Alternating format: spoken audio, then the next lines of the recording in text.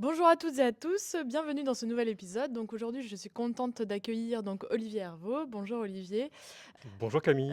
Bienvenue à Great Place to Work. Vous êtes donc directeur général de MC2I. Donc tout d'abord, j'aimerais commencer par savoir qui vous êtes, quel est votre parcours. Alors, déjà, merci beaucoup de me recevoir en fait aujourd'hui. Je suis ravi d'être parmi vous. Donc, effectivement, je suis directeur général d'MC2I. MC2I, c'est un cabinet de conseil en transformation numérique qui a été créé en 1989. Donc, on a fêté nos 35 ans. On est 1650 collaborateurs à peu près aujourd'hui. On continue de recruter, donc on va encore augmenter en fait d'ici la fin de l'année. Et on est présent en fait à Paris, à Lille, à Lyon et à Nantes. Alors, quel a été mon parcours? C'est la question que vous me posiez. Alors moi, j'ai grandi en Bretagne en fait. Je suis né dans un petit village en Bretagne et j'ai grandi là-bas. Et je suis parti faire mes études à Lille. J'ai rejoint Junia HEI à Lille. Très belle formation. J'ai adoré en fait cette formation. Et puis j'ai débuté ma carrière chez Anjou Recherche. Anjou Recherche, c'est le centre de recherche de Veolia Eau. J'ai travaillé pendant un an sur un super outil qui m'a donné envie en fait de passer un petit peu de l'autre côté de la barrière, de ne pas être dans l'utilisation finalement d'un outil informatique, mais d'être plutôt dans la conception en fait de ces outils-là, parce que je m'étais dit que les personnes qui avaient conçu cet outil-là avaient travaillé sur un super projet. J'avais envie de faire ça en fait moi aussi. Et donc du coup j'ai décidé de passer de l'autre côté de la barrière et j'ai rejoint Thales IS. Thales Information System, branche informatique de Thales à l'époque, ça s'appelait CISECA, où j'ai travaillé pendant 2 ans. Et c'est là que j'ai découvert le métier du conseil en transformation numérique. J'ai travaillé pour un grand groupe automobile français pour pouvoir mettre en place en fait, des outils de gestion électronique de documents. Un projet que j'ai trouvé génial parce qu'il m'a permis vraiment de découvrir toutes les étapes de la mise en place d'un système d'information, depuis le recueil de besoins jusqu'au déploiement en fait, de la solution. Donc ça m'a vraiment conforté dans l'idée de faire ce métier. Et puis j'ai rejoint en fait par la suite MC2I en 2002 et donc ça fait maintenant assez longtemps quand même que je suis au sein du cabinet MC2I. Alors pourquoi rejoindre MC2I à ce moment-là? Alors, alors ce qui m'a beaucoup plu en fait dans les échanges que j'ai pu avoir avec les fondateurs du cabinet MC2I à l'époque, dans le processus de recrutement, c'est alors bien évidemment en fait le métier d'MC2I, qui était le métier que je souhaitais faire, le métier du conseil en transformation numérique. Mais ce qui m'a surtout en fait convaincu, c'était la façon dont ils intégraient en fait finalement leurs collaborateurs dans le développement du cabinet. Moi, c'est absolument ce que je souhaitais, en fait, c'est de pouvoir, au-delà des missions que l'on fait chez nos clients, des missions de conseil, en fait, que l'on fait chez nos clients, c'était aussi de pouvoir participer activement au développement de mon cabinet. Et la façon dont ils intégraient les collaborateurs m'a beaucoup séduit, en fait. L'idée, c'est enfin, de pas être un simple spectateur, en fait, finalement, du développement de sa société, du développement d'MC2I, mais bien d'être partie prenante de ces développements, un peu sous un modèle intrapreneurial. Faire en sorte que chaque collaborateur du cabinet participe, finalement, et apporte sa pierre à l'édifice. Et toute cette démarche, elle s'est intensifiée, en fait, au fur et à mesure des années, depuis que je suis rentré au sein du cabinet, avec, par exemple, les clubs de capitalisation qu'on a mis en place en fait en interne, qui permettent à chaque consultant, par exemple, de s'investir au sein du cabinet pour développer nos offres d'accompagnement auprès de nos clients, mais aussi pour faire monter en compétence l'ensemble des autres collaborateurs. Il y a plein de travaux qui sont menés en fait, au sein de ces clubs, et c'est aussi des lieux de rencontre qui créent du lien en fait, entre nous tous. Donc c'est extrêmement motivant pour l'ensemble de nos collaborateurs. Comment vous avez évolué dans l'entreprise petit à petit du coup, hein?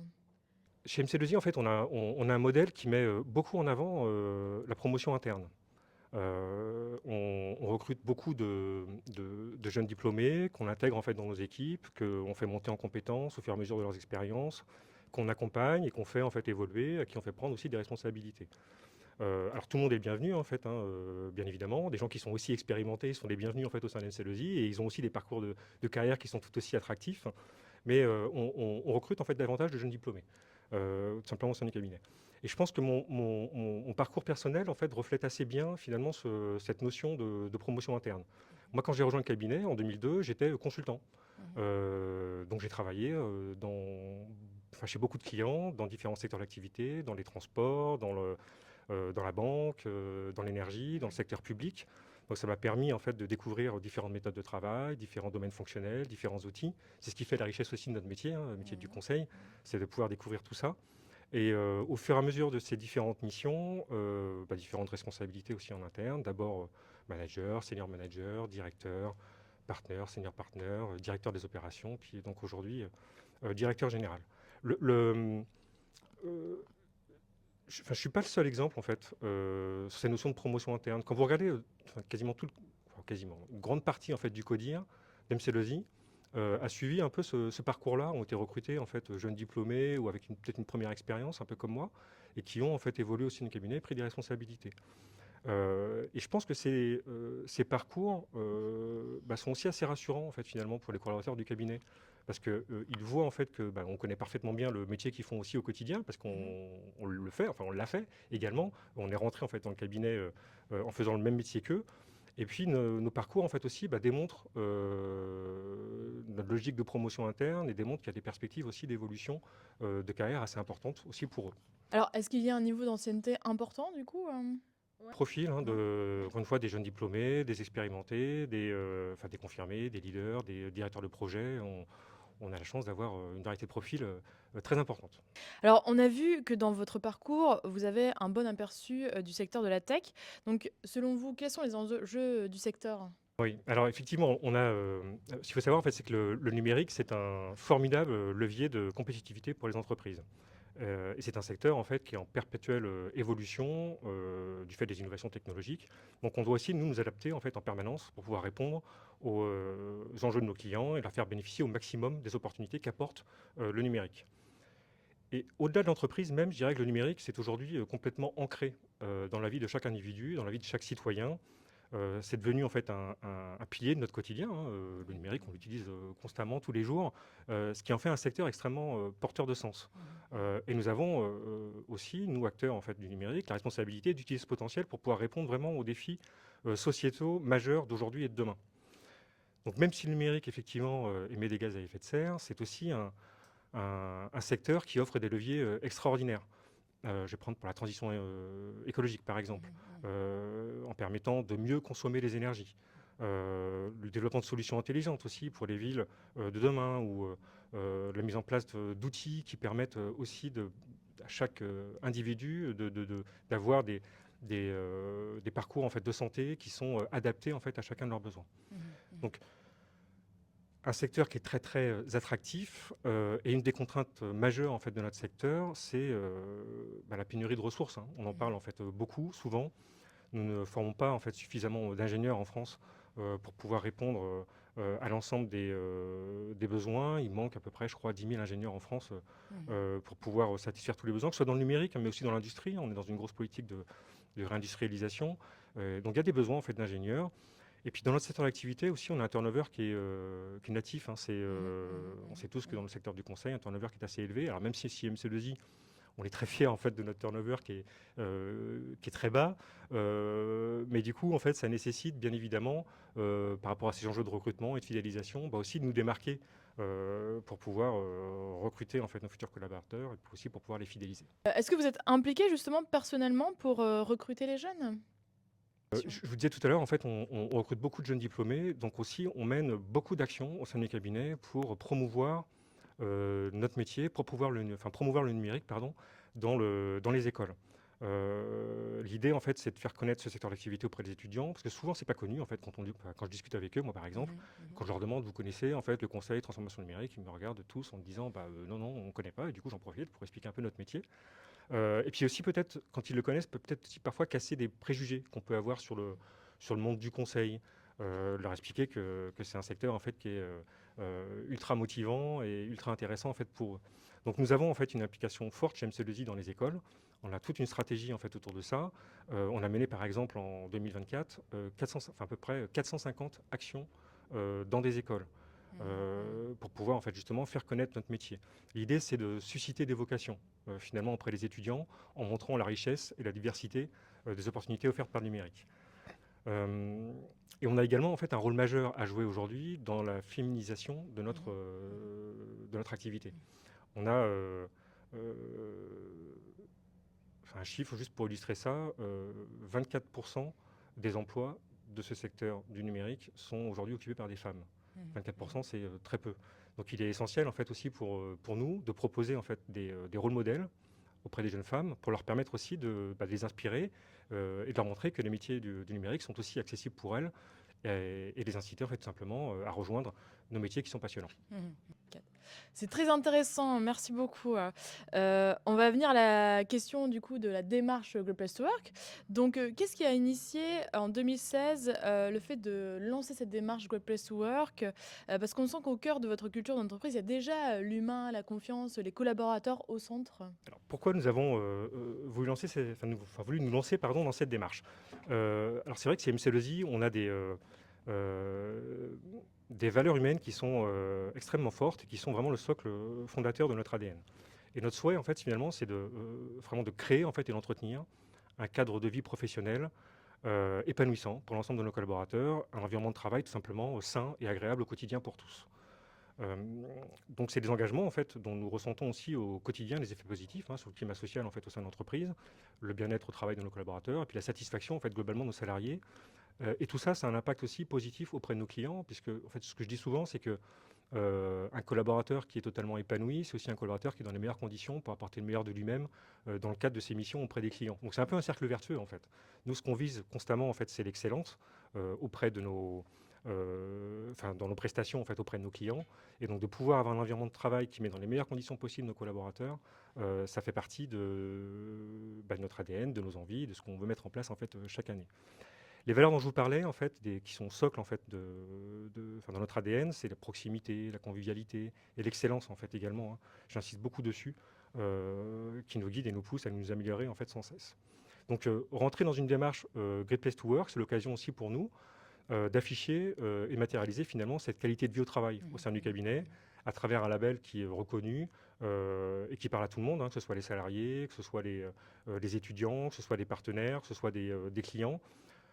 Et aussi tout en identifiant des axes d'amélioration précis, comme nous le faisons systématiquement après chaque enquête, pour aussi construire nos plans d'action afin encore de s'améliorer. Alors justement, c'est une démarche assez, engageante. Est-ce que c'est un sujet qui vous tient personnellement, à cœur? Quels ont été les challenges auxquels vous avez été, confrontés? Enfin oui, alors effectivement, c'est une démarche qui me tient particulièrement à cœur. Et c'est vrai que je suis avec attention à chaque fois les résultats de l'enquête. Est-ce qu'on est au palmarès? À quelle position? Et puis surtout, en fait, ce qui est génial avec l'enquête Great Place to Work, c'est qu'il y a une mine d'informations en fait, dedans. Et donc, du coup, j'analyse toujours avec les équipes RH ces résultats pour en tirer en fait aussi du coup des axes d'amélioration.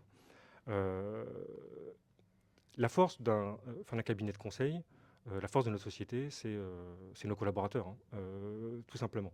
Donc de créer les conditions de travail, encore une fois, les plus épanouissantes possibles, ça nécessite en permanence aussi de nous remettre en question, de nous challenger, de trouver des axes d'amélioration. Et moi, ce qui me tient particulièrement à cœur, c'est finalement aussi de créer un environnement qui permette de créer du lien entre tous nos collaborateurs. Nous avons la chance à MC2I, la chance, puis certainement aussi peu de travail, même beaucoup de travail, mais d'avoir une parité parfaite, homme-femme, au sein du cabinet. On a la chance d'avoir 38 nationalités différentes au sein du cabinet. On a la chance d'avoir des collaborateurs de tout âge, de toute expérience, on en parlait tout à l'heure, mais aussi issus de formations variées, issus d'écoles d'ingénieurs, d'écoles de commerce, des profils universitaires en fait également. Et tout ça, ça constitue une énorme richesse pour le cabinet. Mais je pars toujours du principe que tout est perfectible, on peut toujours faire plus, on peut toujours faire mieux. Donc, à travers les différents résultats qu'on a pu avoir à travers les enquêtes Great Place to Work, on a aussi lancé au fur et à mesure des années, depuis la première enquête en 2016, différents chantiers pour nous permettre de nous améliorer. On a encore essayé de rendre meilleur en fait, nos parcours d'accueil. On a aujourd'hui en fait, un taux de satisfaction là-dessus qui est très très élevé, et ça j'en suis ravi. On a aussi défini des parcours de carrière de manière en fait, à ce que chacun puisse aussi se projeter dans la durée au sein du cabinet et puis avoir des parcours, en fait, développer des filières autour de l'expertise, développer des filières autour du management. Donc cette démarche, elle est Great Place to Work, en fait, cette démarche de labellisation, elle est cruciale en fait, pour nous, d'autant plus qu'on évolue dans un secteur où la concurrence, où la compétition pour attirer les meilleurs talents, elle est très, très forte. Donc le label Great Place to Work, c'est aussi un indicateur de confiance, en fait, finalement, qui permet de démontrer et de labelliser la valeur de notre politique RH, l'excellence de notre management, la pertinence de notre organisation et la force de notre culture d'entreprise. Donc c'est un atout majeur, en fait, je pense, pour retenir et attirer, en fait, finalement, les compétences au sein du cabinet. Alors vous avez un peu anticipé ma prochaine question, à savoir la labellisation Great Place to Work in Tech. Bravo déjà pour ce label. Qu'est-ce que ça représente pour vous et comment ce label pardon, impacte votre entreprise? Alors déjà, c'est une, très grande fierté pour moi, en fait, hein, d'avoir obtenu ce label et puis c'est aussi, en fait, je pense, une très grande fierté pour l'ensemble des collaborateurs. Chaque palmarès est vu, très, positivement, en fait, par nous tous. C'est une reconnaissance, hein, de forte de l'environnement de travail que nous nous efforçons de créer, en fait, et de maintenir, de construire, en fait, au quotidien. Cette fierté, en fait, collective, elle se traduit aussi par un engagement qui, je pense, en fait, est renforcé de la part de nos collaborateurs, par une motivation qui aussi est accrue, et puis un sentiment d'appartenance aussi à une entreprise qui valorise l'humain, qui valorise l'excellence. Tout ça, ce sont autant de points hyper positifs. Euh, Ces labels aussi permettent de faire rayonner davantage aussi le cabinet. Mmh. Et ils sont parfois, et même souvent en fait, hein, dans une démarche de recherche d'emploi, des points sur lesquels une attention particulière qui est portée. Donc avoir ces labels, ça nous permet aussi de nous distinguer, comme je le disais, et d'augmenter la notoriété du cabinet. C'est important pour répondre aux enjeux de recrutement d'aujourd'hui et puis de demain. Et puis au-delà de l'impact externe, ces certifications ont également un effet très positif, hein, en interne sur nos collaborateurs. Ça renforce le sentiment de fierté, d'appartenance, et ça contribue directement à leur engagement et à leur épanouissement tout simplement au sein du cabinet. Mmh. Alors du coup, cette année particulièrement, mais même durant les différentes années, lorsque vous avez mis en place l'enquête Great Place to Work, quels sont les principaux retours qui vous ont, marqué? Qu'est-ce que vous avez appris? Qu'est-ce qui vous a surpris? Alors oui, oui, enfin, il y a, comme je le disais, beaucoup d'enseignements qui sont Mmh. tirés en fait de ces enquêtes. Et alors déjà, je suis très satisfait de notre taux de participation. Dans la dernière enquête, on a eu un taux de 79%, taux de participation de 79%, encore en progression en fait par rapport à l'enquête précédente. Donc ça c'est super puisque c'est très représentatif finalement de la vie de l'ensemble des collaborateurs du cabinet. Je suis également très fier et ravi de constater que 91% de nos collaborateurs pensent que dans l'ensemble, MC2I est une société où il fait bon travailler. Mais au-delà de ces chiffres globaux, cette enquête aussi approfondie a été un diagnostic précieux en fait, pour nous, qui confirme la solidité de plusieurs piliers fondamentaux de notre culture. On a notamment vu, en fait, là, dans la dernière enquête, que notre engagement en matière de diversité et d'inclusion est très fortement ressenti par nos collaborateurs. Avec par exemple 98% pardon, des collaborateurs qui se sentent traités équitablement, quelle que soit leur orientation sexuelle. 95% des collaborateurs qui se sentent traités équitablement, quel que soit leur genre. La contribution citoyenne de l'entreprise, notre politique RSE, l'esprit de collaboration, l'encouragement à l'innovation sont également fortement plébiscités dans les résultats qu'on a pu obtenir, tout comme notre modèle de leadership basé sur l'honnêteté et l'éthique du management. Alors, est-ce qu'il y a eu des surprises dans les résultats de cette enquête? Alors, il y a des nouveaux points qui sont apparus, qui n'étaient pas forcément en fait, visibles dans les enquêtes précédentes. Et notamment, en fait, un point qui est extrêmement important pour nous, parce que c'est une particularité en fait, du cabinet. On a une volonté forte de mettre en place un actionnariat qui permette en fait, de partager la valeur, la création de valeur en fait, au maximum auprès de nos collaborateurs. On a un modèle en fait, assez unique. On a un partnership au sein du cabinet qui est très très étendu. On a 200 managers, directeurs de projet, directeurs qui sont associés en fait, au capital d'MC2I. Et on a voulu en fait, aller aussi plus loin en permettant à chaque collaborateur du cabinet de devenir actionnaire à travers en fait, un FCPE, un fonds commun de placement d'entreprise, qu'on a mis en place en, fait, en 2023. On a mené 2 campagnes de souscription, une en 2023 et une en 2025, qui ont connu un très beau succès, hein, puisqu'on a aujourd'hui plus de 2 tiers de nos collaborateurs qui sont devenus en fait, actionnaires d'MC2I à travers ce FCPE. Donc moi je suis ravi en fait, de voir que cette démarche aussi d'ouverture du capital de MC2I à l'ensemble des collaborateurs via la mise en place de ce FCPE a été également largement plébiscité en fait, finalement dans cette dernière enquête. Mmh. Alors et comment avez-vous, pris, ces retours avec, humilité, remise en question ou plutôt une satisfaction générale? Vous étiez Voilà. assez, contents, ouais, vous avez des bons Oui, oui, résultats? être au palmarès du Place to Work, c'est toujours une très grosse satisfaction, mais Mais ça pour autant, il faut s'endormir sur ses lauriers, il faut toujours en fait préparer demain. Donc nous travaillons maintenant aussi sur nos axes de progrès, donner davantage de sens aussi à ce que nous faisons, mettre davantage en avant en fait encore nos facteurs différenciants. Mmh. C'est une démarche d'amélioration continue. Exactement. Exactement. Alors, est-ce que, comment vous voyez dans la durée? Est-ce que vous comptez renouveler l'expérience? Est-ce qu'il y a déjà des chantiers qui sont en cours, des choses que vous projetez déjà par rapport à ce label, mais aussi voilà, de le garder, de le faire vivre?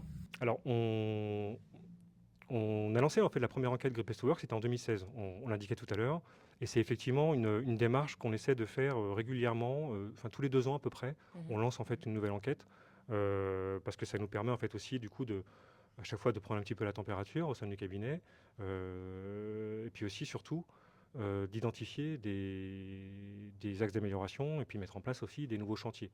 Et puis les nouveaux chantiers, en fait, il faut aussi qu'ils s'installent, et puis qu'ils apportent en fait leur valeur. En fait, c'est pour ça que du coup tous les 2 ans, ça nous semble en fait être un bon rythme pour pouvoir voir aussi les résultats finalement des chantiers qu'on a pu lancer. Donc oui, on va certainement en fait renouveler cette démarche parce que c'est effectivement important pour nous de nous challenger, de nous améliorer en fait sans cesse.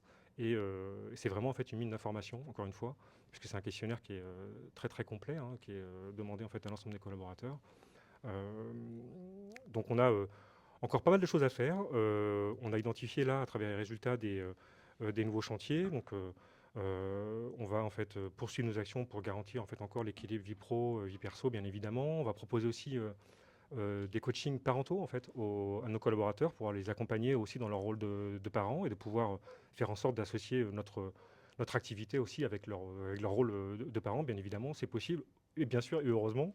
Et puis par la suite, nous intensifierons en fait aussi nos efforts en matière de prévention des risques, qui couvrent à la fois les aspects physiques, tout ce qui les troubles musculo-squelettiques en fait par exemple, mais également en fait les aspects psychologiques tels que la gestion du stress. Donc on va mettre en place en fait aussi des séances de sensibilisation et des ateliers spécifiques en fait autour de ces thématiques-là. On a en fait chez MC2I une culture du care qui va, je pense, au-delà des obligations légales en fait, et qui est vraiment aussi axée sur l'écoute et le soutien personnalisé auprès de l'ensemble de nos collaborateurs. Merci beaucoup. Est-ce que vous avez un dernier mot pour la fin? Je tiens surtout à vous remercier pour votre invitation. J'ai été ravi de découvrir vos très très beaux locaux, Great Place to Work, ils sont magnifiques, et j'ai pris beaucoup de plaisir à échanger avec vous aussi ce matin. Peut-être un dernier petit mot, oui, juste pour rappeler en fait que ce label Great Place to Work, que ces labels, parce qu'il y en a plusieurs en fait, sont vraiment en fait une source d'information pour les entreprises, pour nous, mais également en fait pour toutes les personnes qui lancent une démarche de recherche d'emploi. Et puis rejoindre une société où il fait bon travailler, je pense que c'était essentiel en fait pour l'épanouissement professionnel de chacun d'entre nous, et donc vous apportez en fait aussi cette information là, et c'est super. Et c'est ce qu'on essaie de faire en fait aussi au quotidien chez MC2I, c'est d'avoir cet environnement de travail épanouissant pour nos collaborateurs. Et je tiens d'ailleurs en fait à tous les remercier. Tous les jours, je me dis que j'ai une chance incroyable de travailler en fait chez MC2I. On a la chance en fait d'avoir des collaborateurs qui partagent en fait des valeurs. On parlait tout à l'heure en fait de proximité, de convivialité. Ce que j'utilise parfois comme terme aussi, c'est le goût des autres en fait. On a envie de créer du lien en fait entre nous. On a envie d'avoir un beau collectif, une belle équipe. Et comme je disais, en fait, on a beaucoup de chance, je pense, d'avoir cet environnement-là en fait aujourd'hui. Et tout ça, c'est grâce à eux. Donc, du coup, effectivement, je tiens à les remercier en fait vivement de contribuer en fait et d'entretenir cet environnement de travail en fait au sein du cabinet. Et puis, j'en profite peut-être pour passer aussi un petit message à toutes les personnes qui verront cette vidéo en fait ou qui écouteront le podcast, que si vous aussi en fait vous avez envie de participer à une formidable aventure humaine, n'hésitez pas à postuler puis à rejoindre MC2I. Merci beaucoup. Et effectivement, vous avez tous les renseignements sur notre site internet sur MC2I, et le site carrière d'MC2I, pour plus d'informations, aller un peu plus loin, découvrir encore plus sur MC2I. Merci beaucoup, Olivier. Merci Camille. Et c'était un vrai plaisir d'échanger avec vous, d'aller connaître encore un peu plus MC2I, qui est vraiment une belle entreprise qui place toujours l'humain et le collaborateur au centre, comme on aime chez Great Place to Work. Merci. Merci beaucoup.